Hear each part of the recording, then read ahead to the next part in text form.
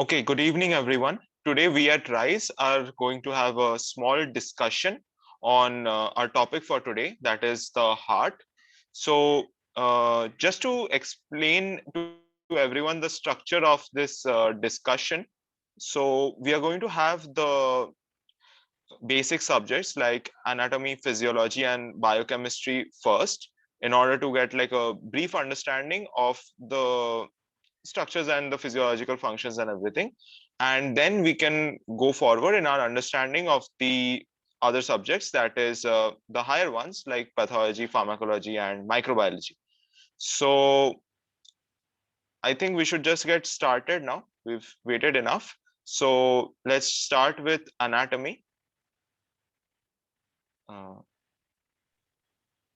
Hello everyone, I am Rishabh Chaudhary, a second MBBS student.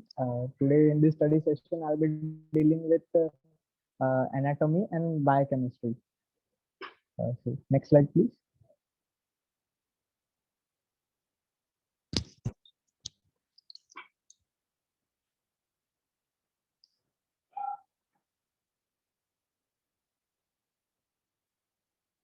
Next one. Okay, so heart. As everyone knows, heart is a muscular organ present in the middle mediastinum. It consists of four chambers, two atria, two ventricles. This is the basic part of it. So you will see the surfaces. It's a pyramidal shape of the surfaces. It has apex or the sternocostal surface, diaphragmatic surface, and the base. The sternocostal surface is the anterior surface. It is formed by the right ventricle and the left ventricle. The diaphragmatic surface is the inferior surface formed by the left ventricle and the right ventricle. And the base is formed by the left atrium and the right atrium. It is surrounded by a fibrous sac called pericardium, which is differentiated into an outer fibrous layer, that is fibrous pericardium, and inner a serous layer, that is serous pericardium, which is further divided into parietal and visceral. Next slide, please. Okay, so we'll see the apex now. Apex is like directed downwards, forwards, and to the left. It is formed by the left ventricle. It is an important point. Like apex is formed by the left ventricle, and it lies in the left fifth intercostal space, 3.5 inches from the midline. The important point in this is that the base of the heart is called base just because of its geometrical shape, as it is opposite to the apex, and the heart does not lies on its base. It lies on the diaphragmatic surface, which is the inferior surface of the heart. So don't confuse in it like if the base heart to lies on its base, it doesn't lies on its base, it lies on its diaphragmatic surface, which is formed by left ventricle and the right ventricle. Next slide, please. So yeah, we will see the right atrium, which is academically very important topic. You can expect a question on this really.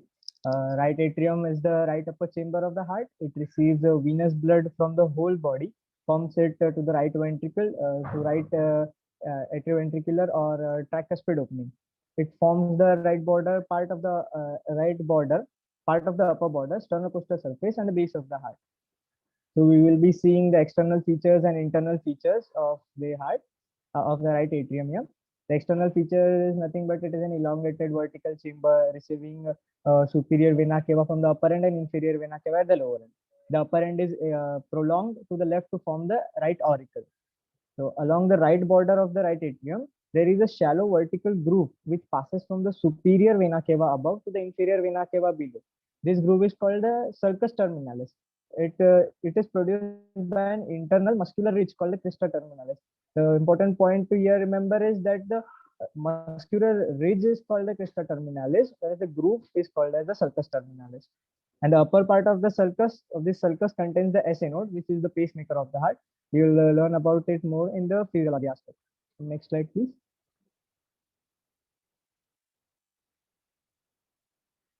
So inlets of the right atrium. These are the important points. Like inlets one, like it has a superior vena cava, inferior vena cava, coronary sinus, anterior cardiac veins, vena cordis minimi, or they are also called as Sebacean veins. Sometimes the right marginal veins in some of the people may open directly into the right atrium. So we'll see the internal features. Internal features will see like the smooth posterior part, rough anterior part, and the interatrial septum. So the smooth posterior part developmentally is derived from the right horn of the sinus venosus, and most of the tributaries except the anterior cardiac vein opens into it. Like you can see the superior vena cava opens at the upper end in the smooth part, as you can see in the image itself. The inferior vena cava opens at the lower end. Superior vena cava has no valves. Inferior vena cava has Eustachian valves. The coronary sinus opens between the opening of inferior vena cava and right atrioventricular orifice. It has the Thebesian valves. The vena cordis minimi opens into the right atrium through small foraminas all over the smooth surface. Then smooth part, posterior part is also called as the sinus venerum. Next slide, please. Okay, so next is the rough anterior part. It is called rough because of the presence of transverse muscular ridge called as a muscular pectinate. So that's why it is also called as the pectinate part. It is developmentally derived from the septum primum and the septum secundum. They arise from the crista terminalis and runs forward and downwards towards the atrioventricular orifice, giving the appearance of a teeth or a comb in the auricle. In the auricle, the muscles are interconnected to form reticular meshwork, which while dissecting the right atrium, it is very prominent, and we can feel these rough parts and the anterior parts, rough part and the smooth parts of the right atrium. Next one, please. So interatrial septum. Interatrial septum is the next internal feature of the right atrium. Developmental, it is derived from the septum primum and the septum secundum. The most important in here, it presents the fossa ovalis. It's the shallow saucer-shaped depression in the lower part. The fossa represents the site of the embryonic septum primum. The annulus ovalis or the limbus ovalis is the prominent margin of the fossa ovalis. It represents the lower free edge of the septum secundum. Here, the important thing to remember is like the depression is fossa ovalis and its margins are limbus ovalis, and the fossa represents the site of embryonic septum primum, while the limbus ovalis represents the free lower edge of the septum secundum. Next slide, please. Next, we will see about the coronary arteries. Coronary arteries, there are major two coronary arteries, right coronary artery and the left coronary artery. Right coronary artery rises from the right coronary, it arises from the anterior aortic sinus, whereas the left coronary artery arises from the left posterior aortic sinus. The major branches of the right coronary arteries are marginal artery and the posterior interventricular artery, or also called as the posterior descending artery, whereas the left coronary artery branches are anterior interventricular artery and left circumflex artery. So next slide, please. These, yeah, you can see the blood supplied by these arteries are like right coronary artery majorly supplies the right atrium, right ventricle, and posterior 1/3 of the interventricular septum. Whereas the blood supplied by left coronary arteries are left atrium, left ventricle, and anterior 2/3 of interventricular septum. Here, the important thing to remember, like the dominance. Dominance here is decided by the PIVA, that is posterior interventricular artery or the posterior descending artery. If the PIVA is a branch of a right coronary artery, then we call it as right dominance. It is in majority cases the right dominance heart. Well, if the PIVA is the branch of a left circumflex artery, then it is called as the left dominance. And if the PIVA is a branch of both, then it is called as a codominant heart. And here, like these coronary arteries lead to myocardial infarction. We all know about it. So the most common of those is the LADA, or left anterior descending artery, or also called as the anterior interventricular artery, which is misnomerly called as the widowmaker artery, which is quite a misnomer. But it's not necessary that always a married man will have an heart attack. It's the heart attack is not related to marital status of anyone. So it is what it is now. If you see a widowmaker artery, it is called a LADA. And sequence wise, if you see the most common cause of MI, then it is LADA, then right coronary artery, and left circumflex artery. The next one, please.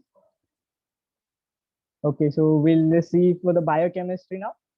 In biochemistry, we have biochemical markers for MI, and electrocardiogram and clinical features alone are used to diagnose almost 75% of patients presenting with an acute myocardial infarction. But when the clinical picture is less characteristic and the ECG is normal or has non-specific changes, verification may rely on detecting elevated level of cardiac enzymes.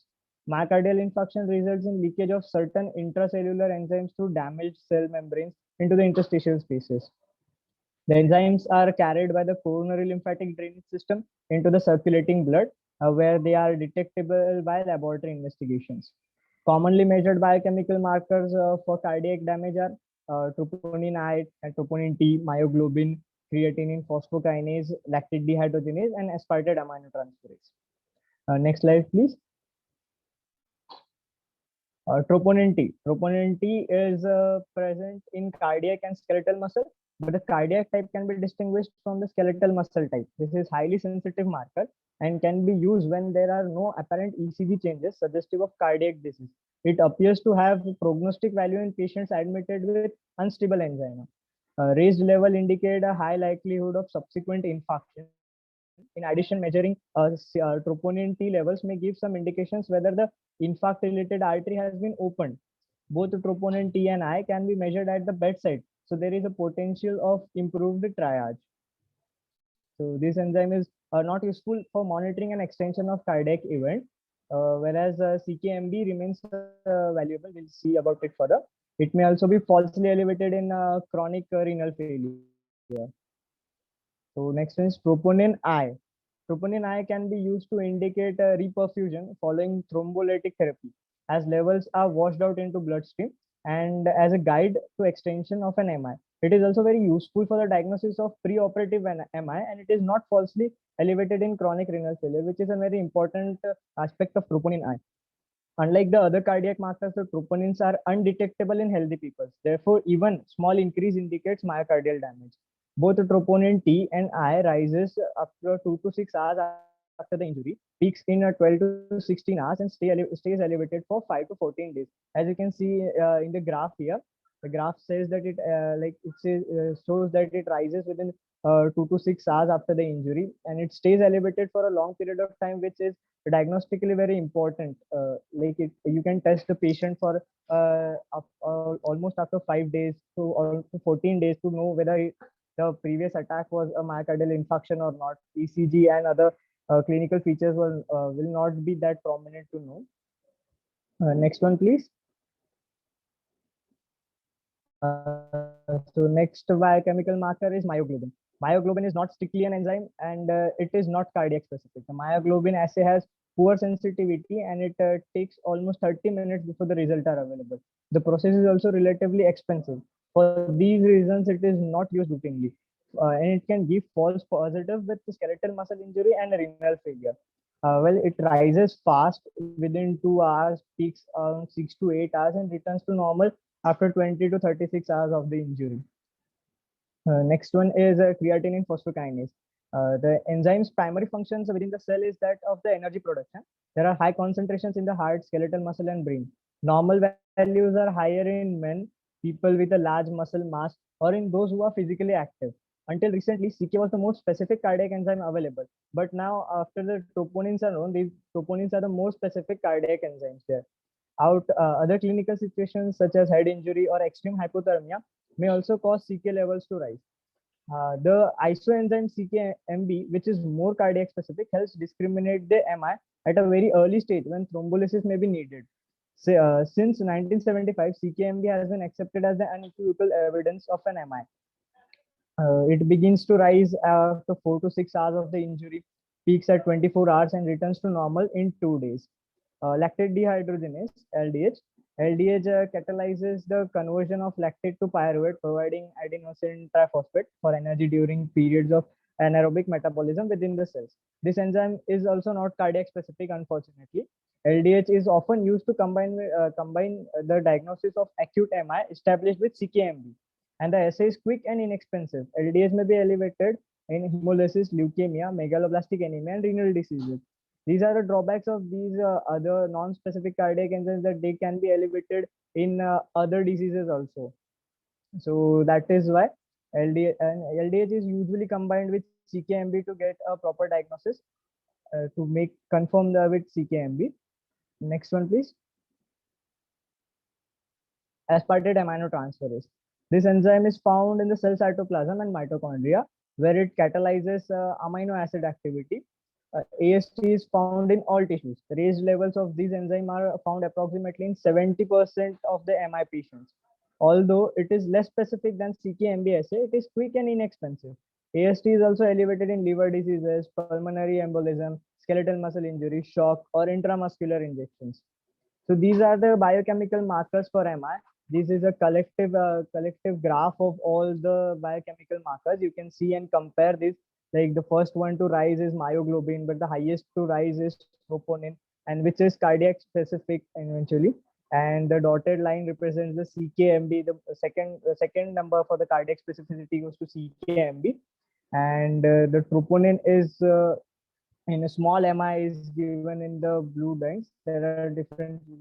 See the first graph. There are three levels of rising in troponins in small MI, mediate MI, and the higher MI. So that's it for the biochemistry and anatomy. Thank you. Okay, thank you, Rishabh, for the biochemistry and anatomy discussion. So hi again, everyone. So I'm going to be taking the physiology part. And just before I start with the physiology bit, what I want to do is that I want to kind of explain that it's very hard to cover the entire cardiac physiology in just one small lecture. So I've created like a small collection of like diagrams and important processes that everyone kind of needs to be aware of in order to understand the highest subjects. So this is not going to be a whole recounting of cardiac physiology, but definitely the most important concepts will be there. Secondly, I mainly have diagrams and flowcharts, so it would be really great if everyone could just listen to what I have to say and correlate it with the flowcharts in order to understand the concept a little bit better. And thirdly, there were a lot of doubts, so don't worry about them. Keep posting them on the chat box. We'll be taking all of the doubts at the end of the session in order to not disturb the flow of our discussion. Yeah. Okay. So let's start. Let's go to the first slide, please. Okay, cardiac muscle, the myocardium. It sounds a little intimidating, but okay. So simply the myocardium will have some special properties that separates it from the regular muscles. Yeah. So let's look at some of the properties. First is the excitability part. Excitability, as the name suggests, is basically the fact that the cardiac muscle can respond to a stimulus and it can get excited, which basically means if I give it some, it's an electric shock, maybe it's a mechanical stimulus, whatever it may be, it will do some sort of action. Now, what action, will come to that a little bit later, but this is the thing, that it's excitable. So now we come to the second property, the autorhythmicity part. Now, keep in mind the factor of excitability also, it will play a small role. So autorhythmicity basically means that, okay, we got that a cardiac muscle can respond to a stimulus. Now, what we are trying to say is that the cardiac muscle not only responds to the stimulus, but is also capable of generating its own stimulus. So it can kind of elicit a response from a self-generated stimulus in a particular rhythm, which is autorhythmicity. So all cardiac myocytes will be autorhythmic in nature. So these two properties are really important to keep in mind if you want to kind of think about the conductive electrical conductive system of the heart. The whole system will be basically around these two main properties. Now let's move on to the more mechanical aspects like contractility. So we said that this stimulus would generate a response. Yeah. So this response here is contraction. So when we stimulate a cardiac muscle, we are going to get the response that the muscle fibers are contracting, that we can judge as the response. So that is basically what contractility means. Syncytium. Now here's a tricky part that people try to kind of trick you guys in the exams, or you'll find this in like random vivas also. So usually when we think of a syncytium, we basically think of one big cell, which is actually the product of many cells that have been meshed together. Like they can't be separated. Like cardiac myocardium is not an anatomical syncytium. Keep in mind this word, anatomical. What I mean to say is that the cardiac muscle will have myocytes that can be separated from each other. It's definitely not the case that you can't separate the myocytes from each other. Here, what syncytium means is that it's a physiological syncytium, which means that when the heart is contracting, the entire heart is contracting together.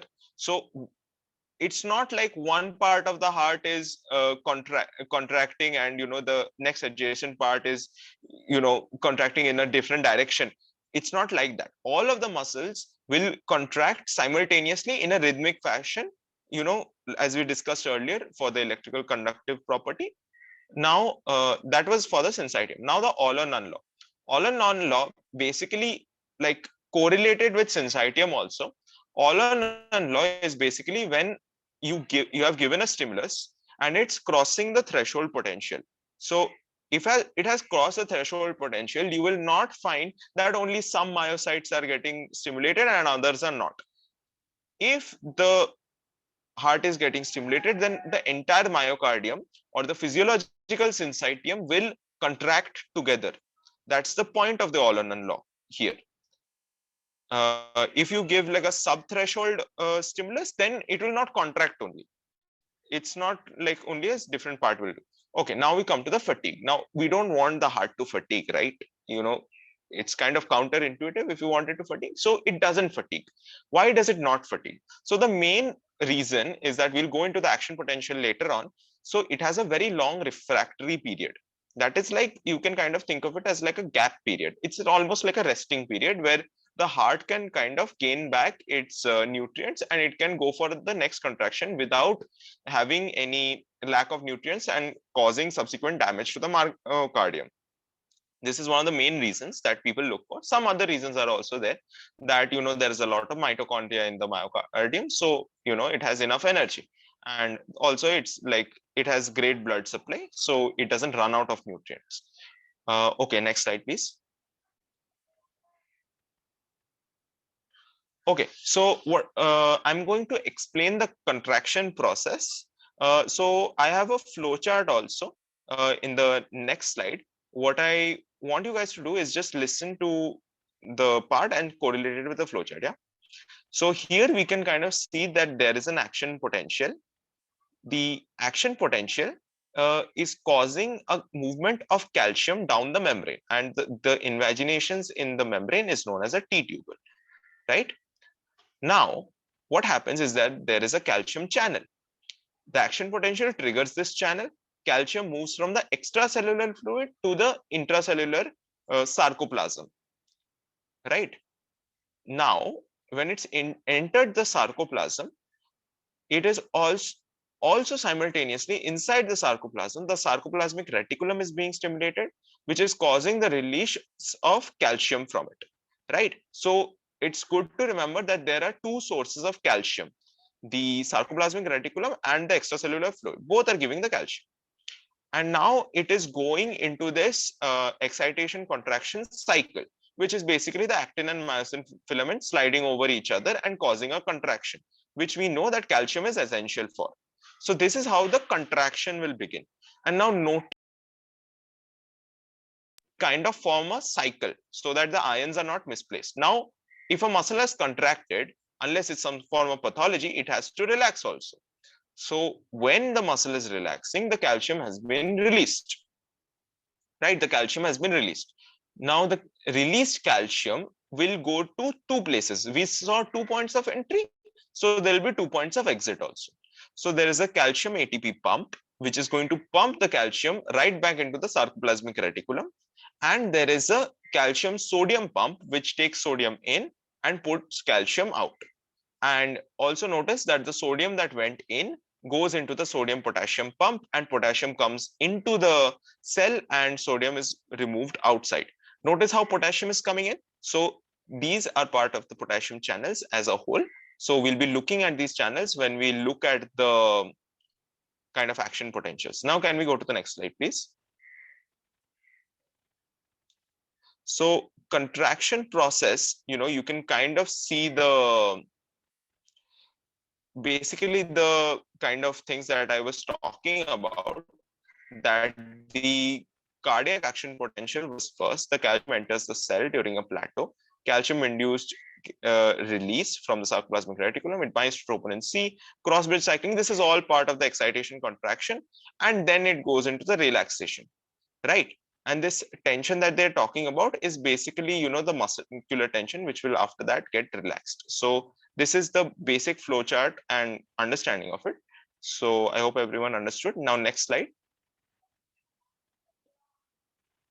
Now, action potentials. So these two curves are the first curve is by far the most important one. We see it all the time. So this is the action potential curve. And as we can see, there are some numbers on it. Yeah. So 0, 1, 2, 3, and 4.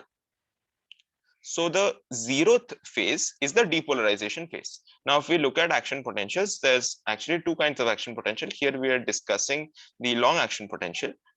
Here, the sodium ions have entered the cell, which is, and they're entering rapidly. So the cell membrane potential is changing and it is increasing. So it is going from like -90 to a positive value around 20 or so. So it will shoot to this peak, and this entire phase is the depolarization phase. After shooting to the peak, the sodium channels are going to close. Now you have to understand that there's a lot of positive charge inside the cell, right? And now usually what we see in skeletal muscle action potential is that potassium will kind of leave the cell and it will cause like a hyperpolarization. But here, how we were talking about a long refractory period, here there's a thing that calcium will start to enter the cell, which will then cause a small and that will kind of counterbalance the potassium. So the potassium that was trying to leave and it was going to decrease the cellular potential, it is being counterbalanced by the calcium. Therefore, there is like a stagnant phase or like a plateau-like phase. After this plateau phase, the calcium channels get exhausted and they are closed. Now the fast potassium channels will open and potassium will rapidly leave the cell. Yeah. So this phase is the hyperpolarization phase. And the fourth phase is basically like a slow action potential stage, which we'll be going over a little bit later. So these stages are quite important, especially the second stage. It's asked quite often that what is the refractory stage? This is the second stage of the action potential of the myocardium, is the refractory stage. So below it's basically given that what the ions are going to do. It's basically like an ionic gradient. It shows how potassium was first outside, then it went inside, and then it's leaving again. It kind of shows sodium, how it spiked inwards, and calcium was also spiking inwards. So notice how the potassium and calcium are counterbalancing each other in the diagram. Now, next slide, please. So this is basically the same thing, just explained in a more, like, you can kind of understand it a little bit more. So sodium is going in, potassium, chlorine outside, calcium is going in. Second phase, it's getting counterbalanced, and then potassium is going out again on the third phase, right? Now, next slide. Okay, types of cardiac action potential. You know how we discussed there were two types of potential. So there's a slow action potential and there's a long action potential. So the slow action potential is basically the sinus nodal action potential, or the kind of pacemaking action potential. You can sometimes it's even called that. So what this is basically it's an answer to the question that what is the first stimulus that is kind of setting off all of the others. How we talked about cardiac action, cardiac muscle being excitable and all of the things. So what was the first one and why does it happen? So what happens is that on the outer side of the muscle in the extracellular fluid, there's a lot of positive ions, and inside there's a lot of negative ions. So the positive sodium ions that are on the outside, they will always try to come inwards into the muscle due to the separation in the gradient. So there'll be some sodium channels that will be open, and they will cause the entry of these sodium ions from outside to inside. These are the leaky sodium channels. Leaky sodium channels will cause a gradual increase in the potential of the membrane, and then suddenly the potential will shoot upwards due to the depolarization phase, that is the zeroth phase that we discussed before. Long action potential is simply everything that we discussed just a few moments ago. Next slide, please. So the electrical conduction system. So you know how in anatomical part we kind of discussed the sinus node and the AV node. We are just going to look at the locations and how they present physiologically. So the electrical conduction system, of course, starts with the sinus node. And if anyone remembers, the location of the sinus node is on the posterolateral right wall of the right atrium. So that is the sinus node. And now you can see these kind of sort of branches that are arising from the sinus node. These are the internodal branches, which are mainly required for the supplying of the electrical fibers to the atria, both the atria. There's one that goes with the left node also. So these nodes are kind of fixing themselves into this structure, which is the AV bundle, or the which has the AV node, right? So AV node is the pace setter of the heart. Now, there is a separation between both of the internodal fibers and the AV node. There is a large fibrous structure or a fibrous sheath that kind of separates it, which causes a conduction delay in the AV node. Now that's just the basic idea of the electrical conduction system. Now further on, there's like Purkinje fibers, which are extensions of the right and left bundle branches. Now these branches will extend and they will kind of twist around the ventricles. Notice how I'm saying that they twist. The reason they twist is because embryologically the heart muscle forms due to a spiraling of the muscular structure. Hence, the electrical fibers, when they extend, they will also twist, right? Let's go to the next slide now. Okay, so the cardiac cycle. Now, what is the cardiac cycle? We've all studied the cardiac cycle in some point in our student life. So what is it? It's kind of the electrical and mechanical events that occur in the heart from one systole to the next, which basically means it is the events that will occur in the heart to pump the blood into the body and back into the heart, right? From heart to the body and then back into the heart. So these are the events, and basically in physiology we look at these small diagrams which are very important from exam point of view, the Wigg's diagram and the cardiac volume distribution. So let's look at the Wigg's diagram, and basically let's look at what information does it give us. It gives us the aortic pressure, it gives us the atrial pressure, it gives us the ventricular pressure and the ventricular volume, also an ECG and a phonocardiogram. So phonocardiogram is for the heart sounds, ECG is for the electrical activity, and the other are basically mechanical markers by which we can kind of see how the heart is working. So from the first, let's look at the ventricular pressure part. That is the most key part that we have to kind of see. So the first part is basically when there is no pressure in the ventricle. So we can say that it is part of the diastole. So what happens here is that there is a rapid filling of the ventricles. Now, if we look at the stages of the heart, we can kind of go through these stages. So the ventricles are getting rapidly filled. Then there is a slow filling stage. And when we see that small bump on the ventricular pressure, so that part is actually due to the atria contracting, and that is the atrial systole. And now what will happen is that the ventricular pressure shoots upwards. Now, why? And it shoots upwards when the AV valve is going to close. So now we are into the ventricular systole. Now, why do we notice that the ventricular pressure is going up? But if we look below, the ventricular volume is the same. Like just on the blue line, we can notice that the ventricular volume is kind of the same. So why is it so that the pressure is going up but volume is the same? The reason is that the blood has to be at a certain pressure for the aortic valves to open, so to throw the blood out into systemic circulation. Now for that, the pressure needs to match the systemic circulation. Until then, no blood will exit the ventricle because it can't go out of the AV valve. So it has to try to go out of the aortic valve.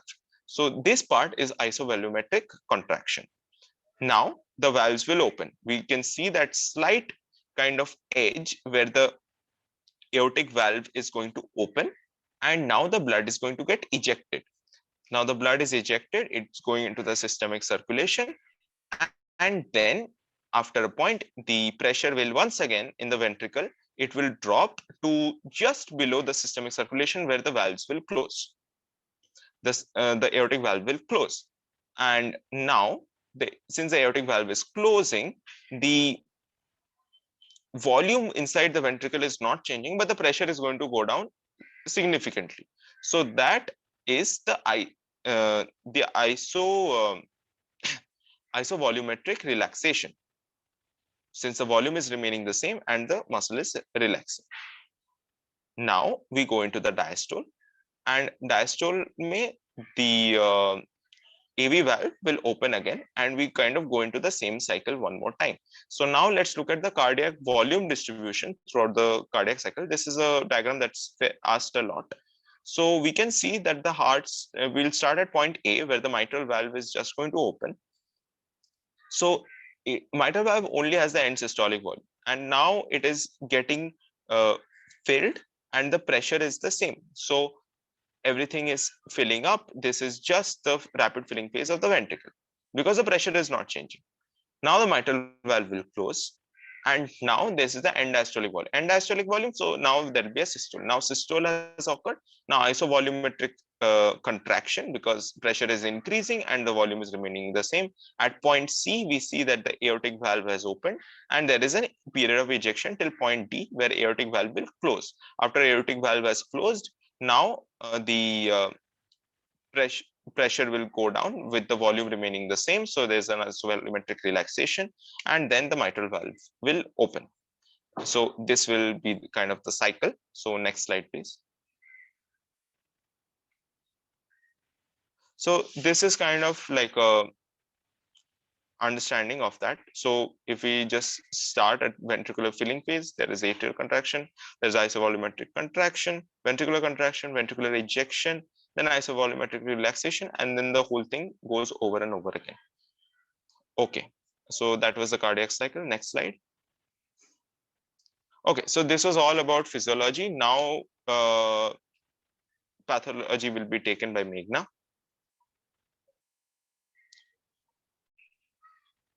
Okay.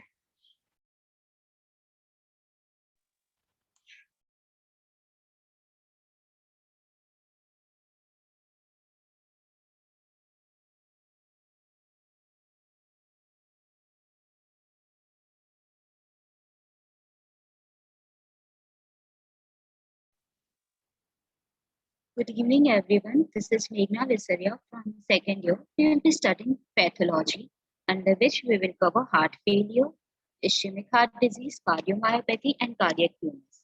Next slide. Heart failure. Heart failure is defined as a condition in which a heart cannot pump blood to adequately meet the metabolic demands of peripheral tissue or can do so only at elevated filling pressure. It can be divided into left-sided heart failure and right-sided heart failure. Left-sided heart failure. In left-sided heart failure, left heart fails, and this leads to accumulation of blood in the left side of the heart, and it cannot pump the blood.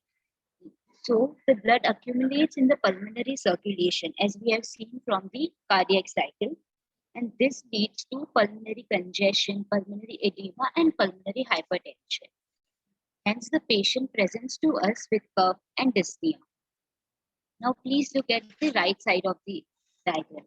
From right side of the diagram, we can see that when right-sided heart fails, it leads to increased blood accumulation in the systemic circulation. Hence, it will lead to edema. So, the patient will be presenting to us with pedal edema.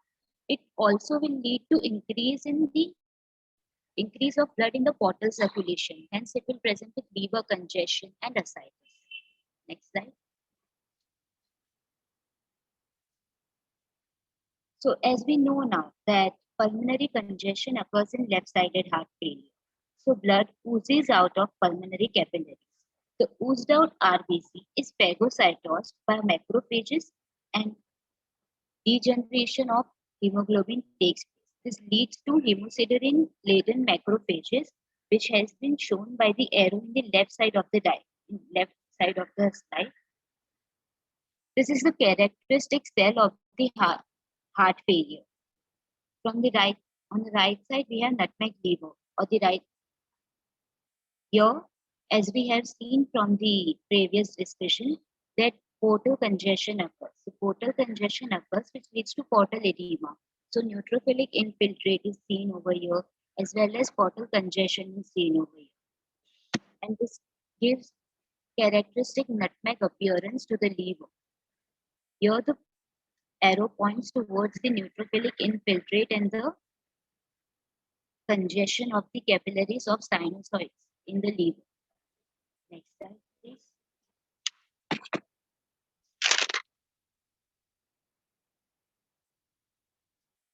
Ischemic heart disease. Ischemic heart disease represents a group of related entities resulting from myocardial supply, perfusion, and cardiac demand from oxygenated blood. It includes angina pectoris, myocardial infarction, chronic ischemic heart disease, as well as sudden cardiac death. Here we can see the most commonest underlying cause is atherosclerotic plaque, which decreases the blood flow to the heart. Next slide, please. So now we'll be talking about angina pectoris. The characteristic of angina pectoris is paroxysmal and recurrent attacks of substernal discomfort. So patient presents with stabbing chest pain. The cause of angina pectoris is transient myocardial ischemia, which is insufficient to induce myocyte necrosis. That is, it causes reversible injury to myocyte. Types of angina pectoris include unstable angina, stable angina, and Prinzmetal angina. In stable angina, we see that there is atherosclerosis of coronary arteries and the stenosis is more than 70%. So the pain occurs to the patient only during excess of the work or during the workload. It would not occur at rest. And the patient complains of the chest pain only during exercise or stress, which can be relieved on rest. Prinzmetal angina, it occurs because of coronary artery vasospasm and it is unrelated to physical activity.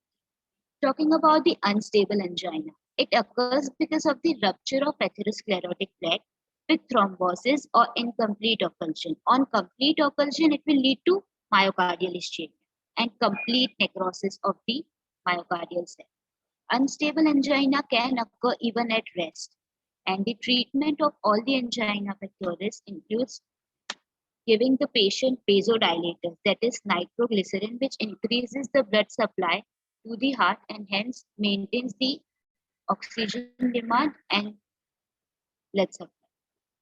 That is, maintains the perfusion. Next slide, please. Myocardial ischemia. Here, necrosis of myocyte occurs because of prolonged ischemia. The cause of myocardial ischemia is atherosclerotic plaque ruptures. This leads to thrombosis. Now, this thrombosis will occlude the coronary artery, and the occlusion of coronary artery will lead to no blood supply to the myocardial cell. This will lead to no oxygen, no nutrients, as well as the metabolites which are generated during the metabolism of cell will accumulate there and injure the cell and lead to the necrosis of the myocardial. Types of myocardial ischemia are transmural infarct and subendocardial infarct. In transmural infarct, it includes the entire length of the myocardium, whereas in subendocardial infarct, only inner third to half of the patch is included. Now, what's the reason behind not including it? Behind the sparing of the layer beneath endocardium is that here oxygen can be perfused from the ventricles, which is accumulated with blood. Frequency of transmural infarct, it is most frequent, whereas subendocardial infarct is less frequent. distribution of transmural infarct to the specific area of coronary supply, whereas subendocardial infarct is circumferential. Pathogenesis of transmural infarct includes occlusion of coronary artery, that is stenosis, of more than 75%, whereas in subendocardial infarct, it is due to hyperperfusion of myocardium. In transmural infarct, we will see that ST segment has been elevated. We have seen in the physiology what ST segment stands for. And in subendocardial infarct, there will be non-ST elevation in coronary thrombosis. So coronary thrombosis is common in transmural infarct, whereas it is there in subendocardial infarct, and epicarditis is common in transmural infarct and rare in subendocardial infarct. Next slide. So myocardial changes. So myocardial changes will start occurring from the zero and will occur till months or years, depending upon the treatment given. From 0 to half an hour, we will see no gross changes or microscopic changes. It can include complications such as arrhythmia or congestive heart failure or cardiogenic shock.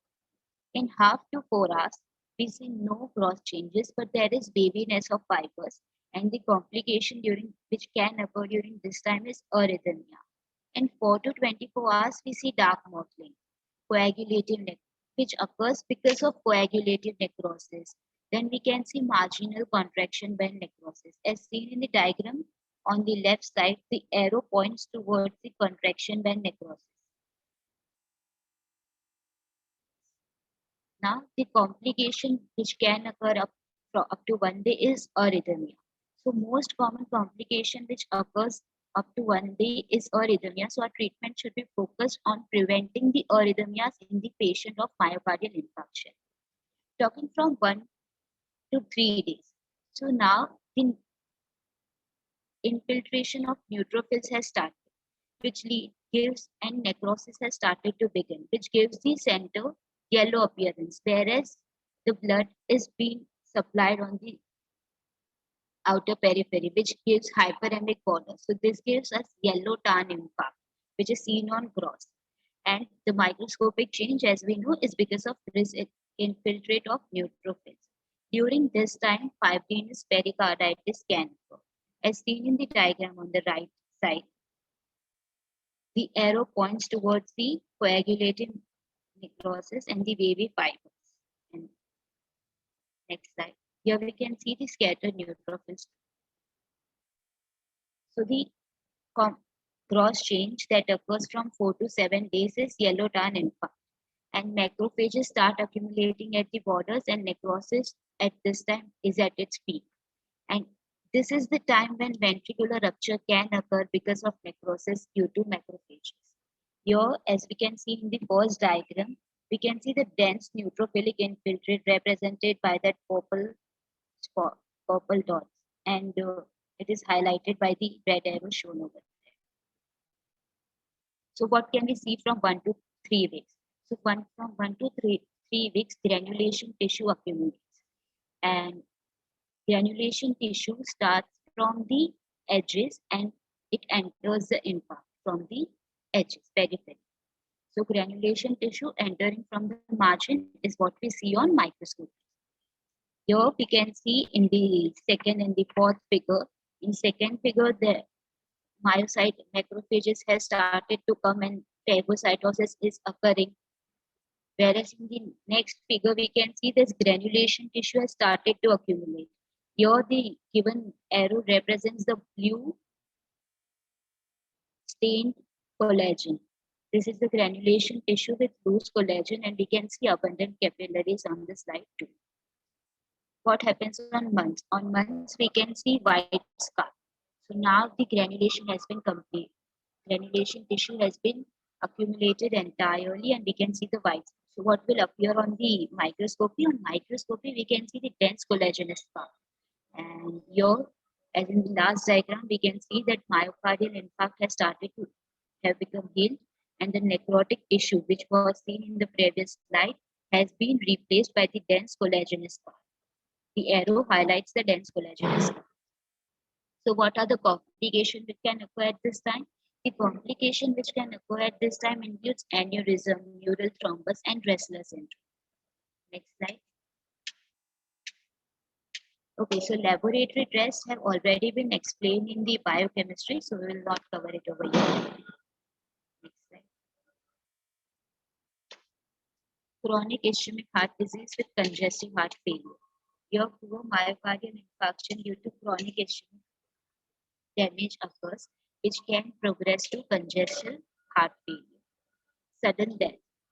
The death occurs within the minutes up to 24 hours as a casual event in an otherwise asymptomatic individual. 60% cases of sudden death are because of ischemic heart disease. And the most common cause of the death at the presentation is ventricular arrhythmia. Next slide. So cardiomyopathy. This literally means problems of the myocardium. In dilated cardiomyopathy, there is dilation of all chambers of heart with minimal hypertrophy. And most common cause of this is chronic alcoholism. Whereas in hypertrophic cardiomyopathy, there is asymmetric hypertrophy of left ventricular wall. And the left ventricular septum on the left side becomes more hypertrophic than any other part of the heart. This leads to the left ventricular obstruction, outflow obstruction, restrictive cardiomyopathy. Your ventricles cannot fill itself completely due to infiltration of myocardium with some material. The most common cause of this is amyloidosis and hemochromatosis. Next slide, please. Okay, so here we can see the difference between hypertrophic and dilated cardiomyopathy. In dilated cardiomyopathy, all our left ventricle has been enlarged and hypertrophy has not occurred much. Whereas in hypertrophic cardiomyopathy, we can see the abundant cardiac muscle. Next slide.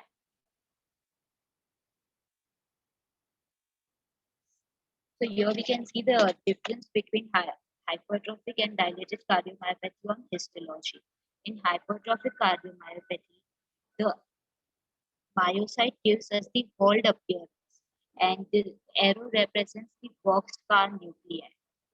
Whereas in dilated cardiomyopathy, it shows us the hypertrophic cardiac fibers with ninja star-shaped nuclei, which is highlighted using arrow. Yes, these are the ninja star-shaped nuclei which are seen on dilated cardiomyopathy. Next slide. So the first diagram over here represents fibrinous pericarditis, which is due to exudate of neutrophilic infiltrate, which occurs as a complication from 1 to 3 days of MI. And the second diagram represents aneurysm, which occurs as a complication after month of MI. Next slide. Cardiac tumor. So we can have primary cardiac tumor or secondary cardiac tumor. And the most common cardiac tumor is myxoma. It is usually found in the left atrium as seen in the diagram. This leads to the obstruction of the mitral valve. And we know that if mitral valve is obstructed, left atrium cannot empty itself in the left ventricle, and this leads to decrease in the outflow of blood, which leads to syncope. On histology, we can see myxoid stroma shown here by the red arrow and undifferentiated connective tissue cell shown here by the black arrow. Next slide. Rhabdomyopathy. This is the hematoma of cardiac muscle. It is most prevalent in pediatric heart and it commonly occurs in ventricles. So what gives it the characteristic spider cells are seen on histology. What gives us the characteristic spider cells? Microscopically, they are composed of bizarre, markedly enlarged myocytes with large collection of glycogen. But on histology, glycogen is removed, and this reduces the cytoplasm to thin strand, which has been connected from the nucleus to the cell membrane. Here, the given arrow, red arrow, represents the spider cells. which are the characteristic of rhabdomyopathy. Talking about the metastasis of heart, these are the malignant tumor of the heart, and they are most frequent from lung and breast carcinomas, and they show the pericardial effusion. They mostly involve pericardium and shows us the pericardial effusion, so the patient complains of the rub or chest rub. Next slide. So here we have anti-pathology. I hope you all got something to take home from this. Thank you. And we'll be continuing with pharmacology.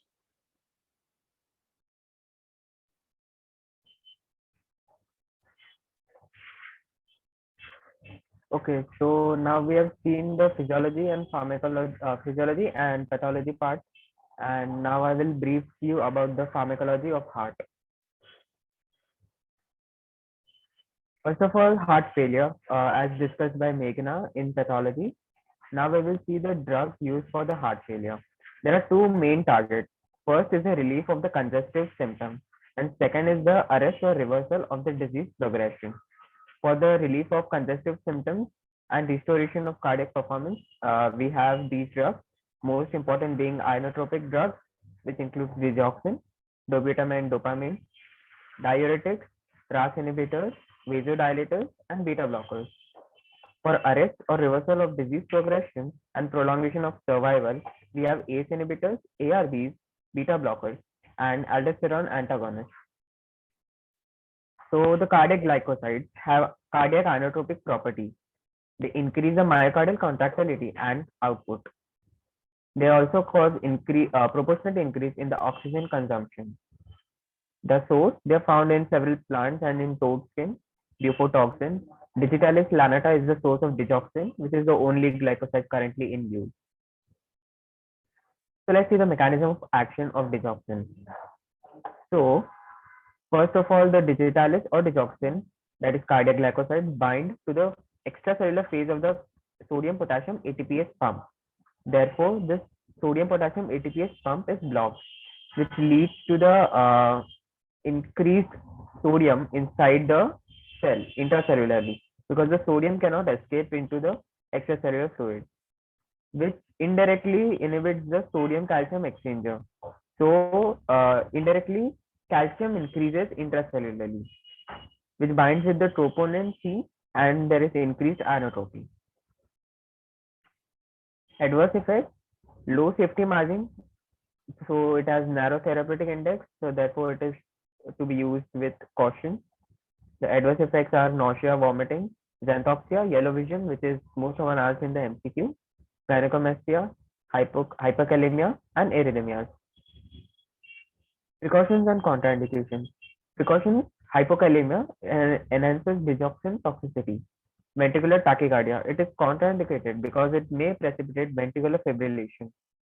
In partial AV block, it is contraindicated because the partial AV block may be converted to the complete AV block by digoxin. It is absolutely contraindicated in WPW syndrome, which is Wolff-Parkinson-White syndrome. In cautious use with diuretics because it can cause hypokalemia, and quinidine because it increases the risk of digoxin toxicity. So now we come to some MCQs related to the drugs for heart failure. Which of the drugs should be avoided in patients with decompensated heart failure? You can put your answers option in the chat box.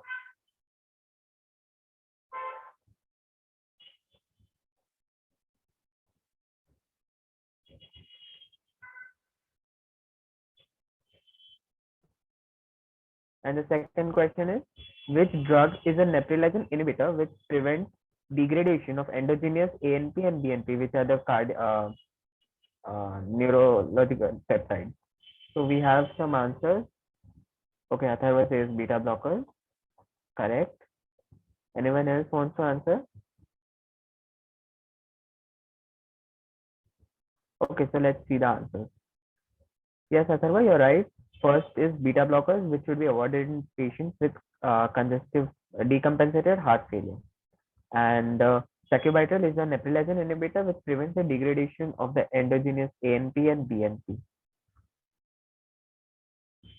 So now we come to the anti-anginal drugs.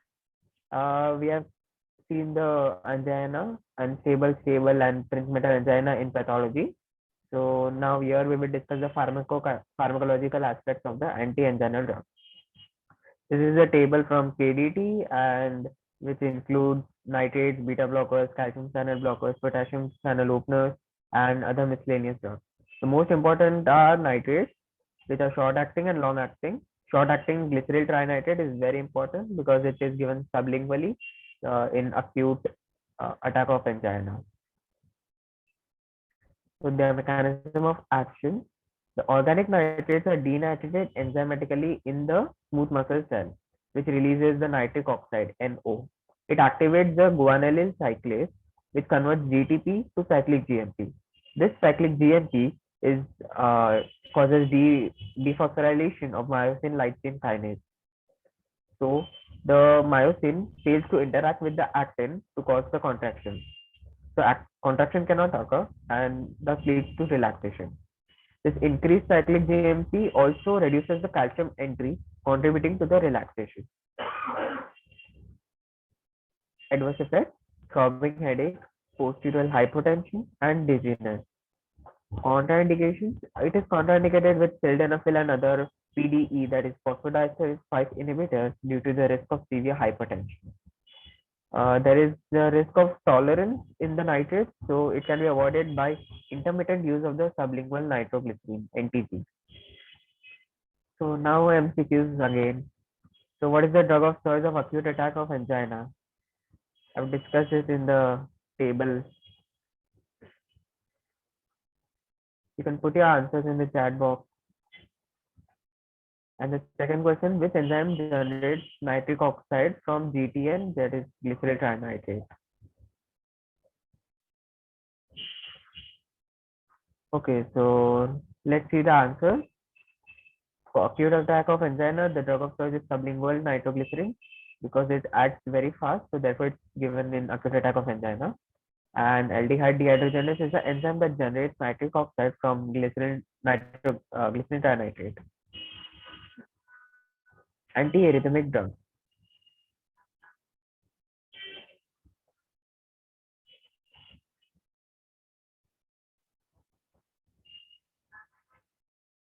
Anti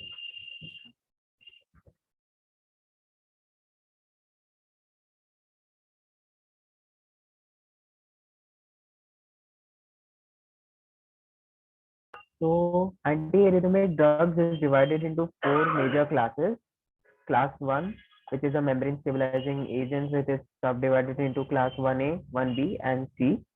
Then class 2, which is anti-adrenergic agents, which includes the beta blockers, mainly propranolol and esmolol. Class 3 is the agents widening action potential, which mainly includes amiodarone. It also includes a beta blocker, which is sotalol, and it's a very important MCQ. Class 4, we have calcium channel blockers, verapamil, and diltiazem. So the mechanism of action. This graph we have actually seen in the physiology part. Surya has explained very nicely. Now we will see how it is used in pharmacology. The anti-arrhythmic drugs class 1 are sodium channel blockers. They act on the sodium channels and block it. Therefore, sodium cannot enter the cell, blocking the depolarization phase 0. Class 2 are beta blockers. They block the K plus rectifier channel. Class 3 are K plus channel blockers, and they block the outward movement of the potassium channel. Class 4 are the calcium channel blockers, which block the calcium movement, and therefore the Plato phase is inhibited, the phase 2. Adverse effects. This is the graph for class 1 antiarrhythmic drugs, and in the graph you can see that it increases the class 1A and 1C increases the QRS complex, and there is QT prolongation. Therefore, it is increases the risk of torsades de pointes, which is common for class 1A and 1C. Quinidine, we have quinidine from class 1A, which adverse effects are hypotension, synchonism, that is tinnitus or vertigo, increased risk of torsades. Procainamide can cause SLE, or which is also drug-induced lupus, and it's also an MCQ. Increased risk of Torsades. Lidocaine, malignant hyperthermia. Now let's discuss about two main important and miscellaneous drugs, amiodarone and adenosine. Amiodarone contains iodine. It is a multi-channel blocker, so it blocks sodium, calcium, potassium, and also the beta receptors. It has large volume of distribution and a long T-half. It is used in the ventricular tachycardia and fibrillation. Side effects are pulmonary fibrosis, which is an MCQ, photosensitivity, corneal microdeposits, and alters thyroid function. Because it contains iodine, that's why it alters the thyroid function. And it is to be used with caution in thyroid patients. Lastly, we have adenosine, which is a ultra short acting drug, a very important drug, and it is administered by rapid IV push, stimulates adenosine receptors, and so it can cause AV block, bronchoconstriction, vasodilation. It can cause bronchoconstriction, so it has to be used with caution in asthmatic patients. It is the drug of choice for PSVT, that is supraventricular tachycardia. Side effects are flushing, dyspnea, and bronchospasm may be precipitated in asthmatics, as discussed, due to the activity of bronchospasm. Okay, so now we come to the end of the pharmacological aspect of the heart, and Pragya will continue with the microbiology. Thank you.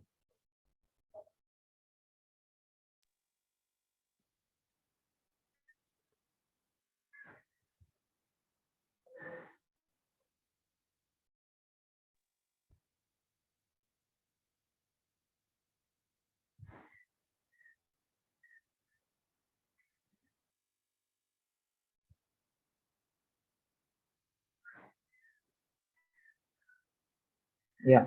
Uh, Thank you, Ritik. Good evening. Myself, Pragya Jain, second year MBBS student. I'm going to take the last part of this session, that is microbiology of heart. Right. So let's get started. So please change the slide.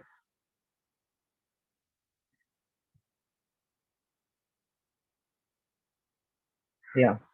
As Rishabh has already explained the basic anatomy of heart, I will quickly brush through the concepts because it is necessary for the further discussion.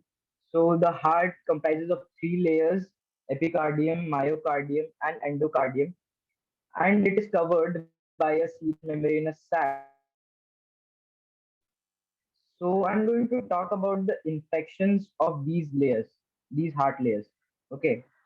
And infections are usually caused by microorganisms, leading to cellular injury, and which results in inflammatory response of these cells, right? So inflammation of myocardium is known as myocarditis, inflammation of endocardium is known as endocarditis, and inflammation of pericardium is known as pericarditis, right? Okay, change the slide. Now I'm going to talk about endocarditis in detail because it is important clinically as well as in examination point of view. Okay.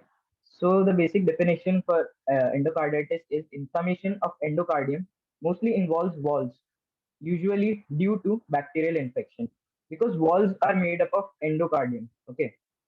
So in order to explain a particular disease, a certain condition, we should know the clinical presentation of that disease, right?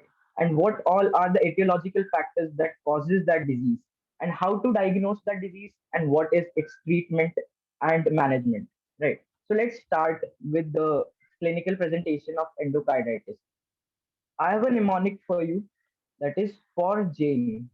Okay, so F for fever, O for Osler's nodes, R for Roth nodules or Roth spots that are retinal hemorrhages, J for Janeway lesions, A for anemia, to be more particular, microcytic hemolytic anemia, N for nail bed splinter hemorrhages, and E for emboli.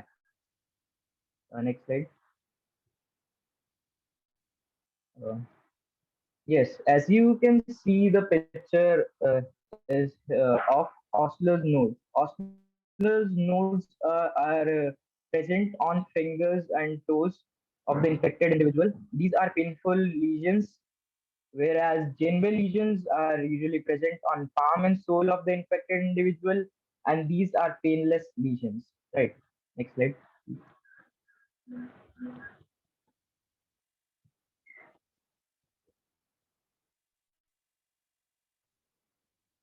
Right.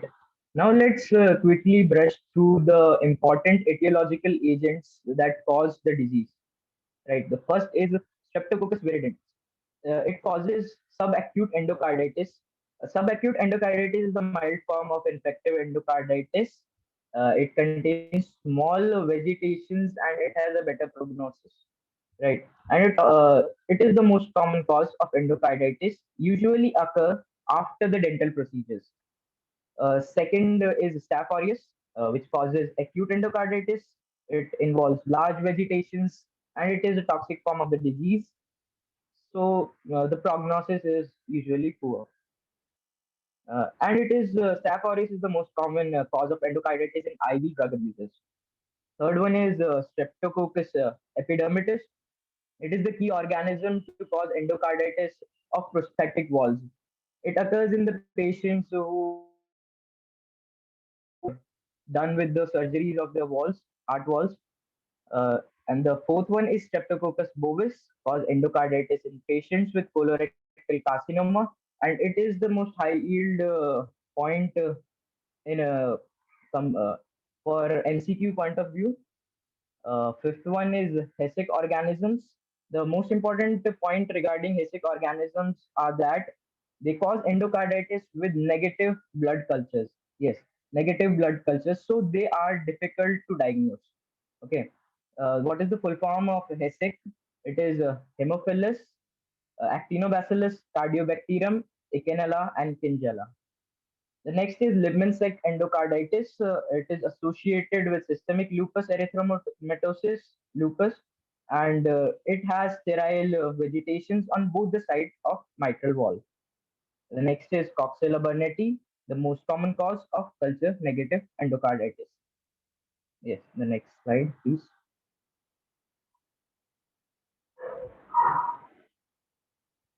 Okay, now let's see how we can diagnose the disease. There is a criteria known as the Duke criteria to diagnose infective endocarditis. It consists of two criteria. That is, one is major criteria and other is minor criteria. So, for the definitive diagnosis of the disease, two major criteria must be fulfilled, or either or one major or three minor criteria must be fulfilled, or five minor criteria must be fulfilled. So, what are these major and minor criteria? Right. Major criteria involves two criteria. The blood culture should be positive for infective endocarditis, and the other is evidence of endocardial involvement. The evidence of endocardial involvement is detected by the cardiologist by doing an echo of your heart. Okay, the minor criteria involve 5 points. The first is predisposing factors, that is IV drug abusers or predisposing hearing condition and heart condition. And second is temperature should be above 38 degree. And third is vascular phenomena, including major arterial emboli, septic emboli, pulmonary infarcts, hemorrhages, conjunctival hemorrhages, and painless skin lesions. And the fourth one is immunological phenomena, include glomerulonephritis, rod spots, positive rheumatoid factor, etc. And the last minor criteria is microbiological evidence, positive blood culture not meeting a major or serological evidence. Yeah, this is important. Actually, in the major criteria, also blood cultures, point of blood culture is there, but that blood culture involves the major organisms, major etiological microbiological agents that cause infective endocarditis. But in minor criteria, there may not major organisms are involved. Right. So for probable diagnosis, to give a probable diagnosis, one major and one minor criteria must be fulfilled, or three minor. criteria must be fulfilled. Okay. So now we left with the treatment and management part of the disease. Actually, this is the part of medicine, so it is covered. It will be covered in the future sessions, not in this one. So okay, thank you so much.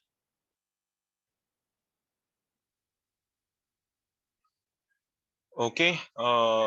Thank you everyone for watching and viewing our session. It was great to give some sort of understanding. So for the people who were wondering if the session will be available later on, it will be uploaded to our YouTube channel. And please do stay in tune for the quiz that we are going to be having on Telegram. So please check out our Instagram page to look at the Telegram links. Please join the group and you'll be informed about the quiz. The quiz will be on heart itself. So we hope you can score full. Yeah. Okay. Again, thank you everyone.